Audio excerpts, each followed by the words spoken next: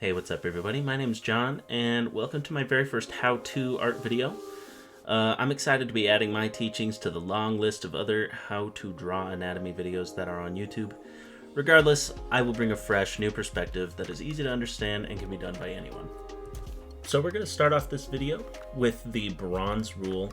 I've created 3 rules for anatomy, as you saw in the thumbnail of this video, and ranked them in order of importance. So the bronze rule, the silver rule, and the gold rule. So we're going to start the video off with the bronze rule, and as we proceed through the video, we'll get to the silver and gold rules of learning anatomy. However, before we get into the video, I did just want to ask a quick favor of everybody watching this to please go support me and my manga, my sci-fi adventure manga called Starfire Helios, that is currently available on Manga Plus Creators. I just barely this month released my very first chapter, and will be releasing monthly chapters, updates to it for the time being until I can get more support on it. But please, I would love for you to be able to go check it out and give me some feedback on it and support me. Thank you. Okay, so now let's talk about anatomy. The bronze rule is reference.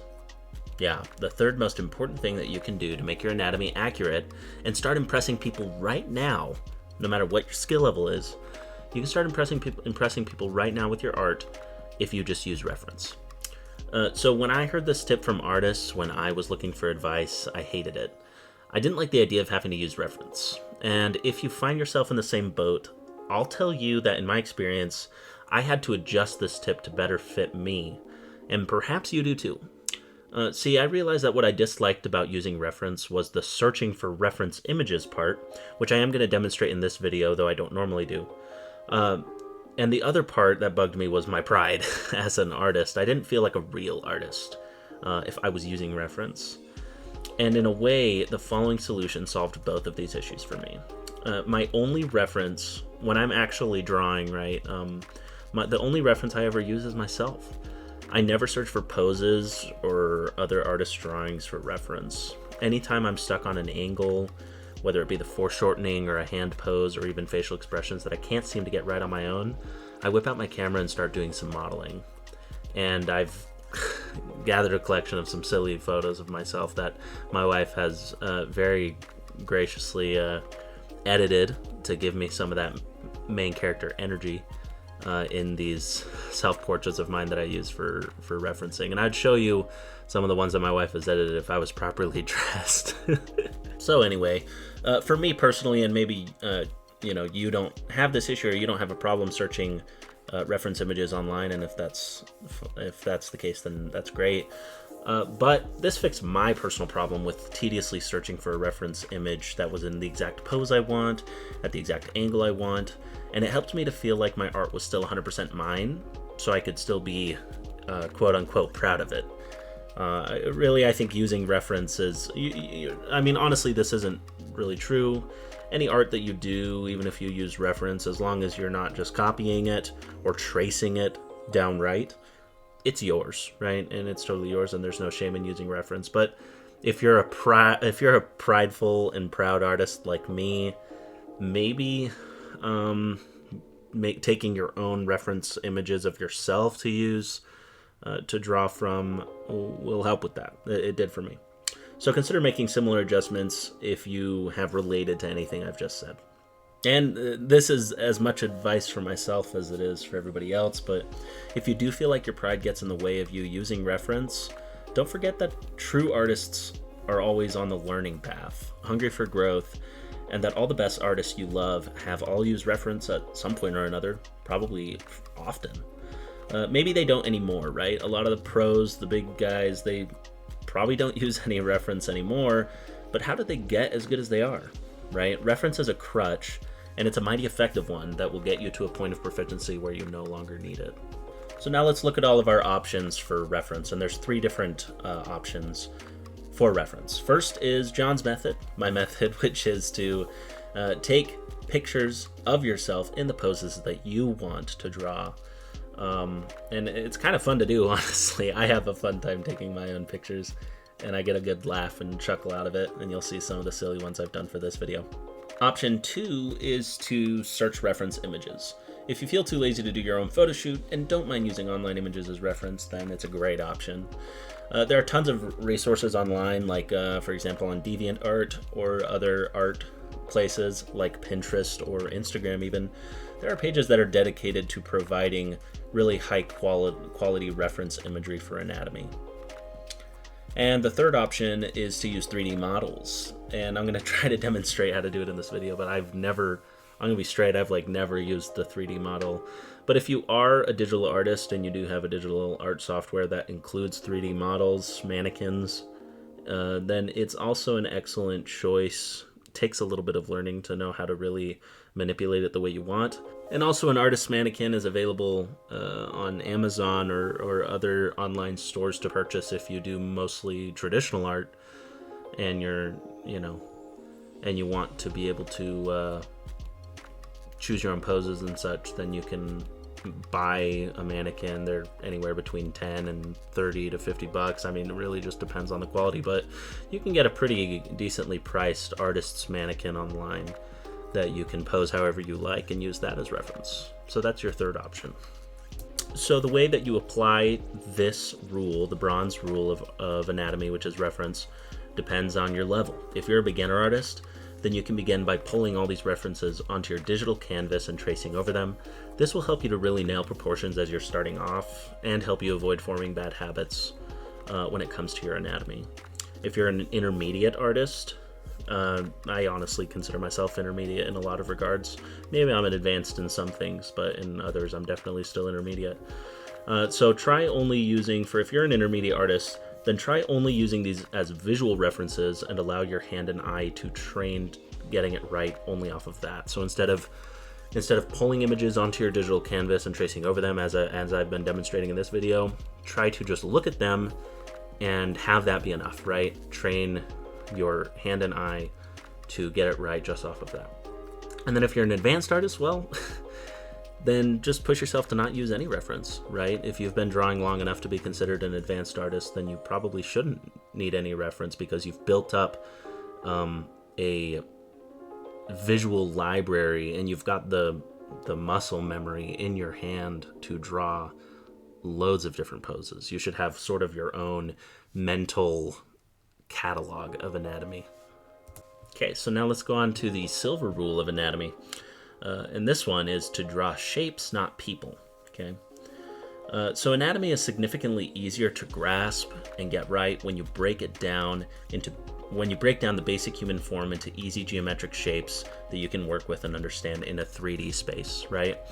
So circles, triangles, rectangles, we all know basic geometry. We all know what those shapes turn into when we put them into a 3D, right? A sphere, a rectangular prism, or a cube, and a pyramid, right? So there are too many artists that are able to draw a competent body from head on, but once they try any different angle, like a side profile or something with dynamism, it looks like the person they drew is either severely deformed or went through a meat grinder or something. And that might sound a little bit harsh, but honestly, there's a lot of people that just, can only draw people in a very specific position, pose, and, that's a great start, but if you're an artist and you're a true artist on the path of learning, then you're not going to be satisfied with that, and you want to be able to draw people at any angle. Quick note, the silver rule can and should be applied to the bronze rule so that, as you can see me demonstrate, when you're drawing using your reference images, you are drawing shapes in their correct places according to your reference rather than just trying to trace the outline. And that's something I see a lot of beginner artists do, is they just trace the outline. But I think it's better to break it down into the shapes to understand what's going on with the anatomy. So how do we properly apply this rule of shapes, using shapes and drawing shapes instead of just people? So you should do this practice in as many poses and angles as you can. Start with the most basic of shapes. Literally only use circles, rectangles, and triangles to build your body. You will use a circle for the head, all of the joints, the pelvis, as well as the palms of your hands. You will use rectangles for the neck, midsection, limbs, and fingers, and you'll use triangle for the chest and feet. And as you can see in this video, you can also use it for the pelvis. Do this at many angles. As you do this, if your poses look natural, you'll realize that a lot of the shapes that make up your body will be hidden by other shapes that are in front of them. These are parts of the body that will not be visible in your final drawing. One of the biggest rookie mistakes is trying to make every part of a character visible, regardless of the pose. Particularly noticeable in the hands and feet, where the feet are pointing directly outwards for some reason in a lot of beginner artists' drawings, and the hands are only ever in a flat flapjack position. So don't be drawing flapjack hands, come on. Now that you've drawn a character shape with your circles, rectangles, and triangles, now you can get a little more up close and personal and break down these shapes even more to really start forming a human figure. So when you're breaking down the shapes on the head, your head, which was just a circle, can now be sketched out using more shapes: ovals for ears, a rectangle for the face, or a rectangular prism if we're in 3D, and a triangle for the jaw. Your chest, from your triangle, we're going to place a few more geometric shapes over top to shape out the pectorals, breasts, collarbone, chops, etc. Your legs and arms should be tapered off instead of just being exactly straight rectangles. They should be tapered off where the thickest part is up at the bicep where it connects to the shoulder, and then it just slowly gets skinnier and skinnier as it approaches the wrist. For hands, I'm gonna make an entirely separate video for hands later. However, for this practice, if you haven't already, add circles for every hand joint. For your feet, I recommend adding just a circle or a sphere for the heel, and circles for all of the toes as well. And then you're going to add the curve for the arch that is a natural part of the foot. So for beginner artists, stick to drawing the basic shapes to form your characters at simple angles. Just practice a front view, side view, and rear views of your characters. If you're an intermediate artist, then you should break down your shapes even further to get better at drawing that mannequin that you then can paint your character on. And also practice dynamic angles with foreshortening, right? So whenever you are going to draw a character, always think of the most dynamic way that you can draw that character. Really push yourself outside of your comfort zone with this. That's how I got better really fast, is by forcing myself to draw things that I wasn't sure I could. And then add foreshortening, which basically just means, some parts of the bodies are coming out. It's like a 3D movie, things are sticking out at you. And if you're an advanced artist, then try skipping mannequins altogether and just build your poses from memory, right? And if you go and you look at all of the best artists online, yeah, they really don't have to draw a mannequin first. They can just go right into their character drawing. So before we get into the golden rule, one bonus rule that I want to share that is hugely important, I've said it in another video, but I'm going to emphasize it a little bit more here, is to erase. Erase is the bonus rule. So just consider this, right? Pro authors rewrite, pro sculptors reshape, pro athletes retry, and pro artists redraw. Okay, so you want to be a pro? Use that frickin' eraser. You'll use it less and less as you get better, but come on, it is such an amazing tool.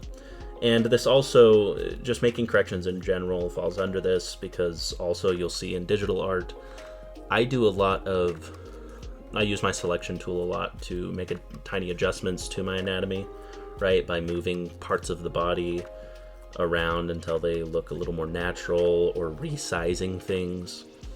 And really that's the same as erasing. And with digital art, it's not that I can't do it traditionally. I obviously can, but digital art is just an extremely useful tool that helps me to make my corrections much quicker than I would if I had to manually erase and redraw traditionally, which is why I like digital art. It's just a time saver. Okay, so now let's go on to the golden rule. The golden rule of anatomy is to practice. Yeah, that's it, practice. Sorry, but this last rule is the most important of them all, which is why it is the golden rule. This rule does not have to do so much, it's not like a technical demonstration of anatomy like some of the others were, but rather just has to do with your own drive, motivation, and mindset as an artist. Thus, while you watch me do a piece to try and demonstrate some skills of anatomy that I've picked up from my main character Tayo from my comic, I'm just going to lecture you on this, if you'd entertain me for a bit. The best artists are the ones with a growth mindset. The ones who, rather than saying, I can't, instead say, I'll learn to, right? The ones who, after trying and failing, recognize the value of their failure and know they're less likely to fail in that way again because they've already been there. The ones who use all their resources for active learning rather than just getting stuck in their own bad habits, trying the same things at the same quality level over and over. So, to be clear, there's a big difference between what I consider effective practice that leads to growth and ineffective practice that leaves you stagnant. Effective forms of practice involve constantly revising your methods, implementing new strategies, drawing things that are out of your comfort zone, as I previously mentioned. If you are great at eyes and draw cute googly eyes that get likes or compliments or make you feel like a good artist, and that's all you draw, then in my book, you aren't serious about art. Think of the things that make you the most uncomfortable and insecure about your artistic ability and draw that, right?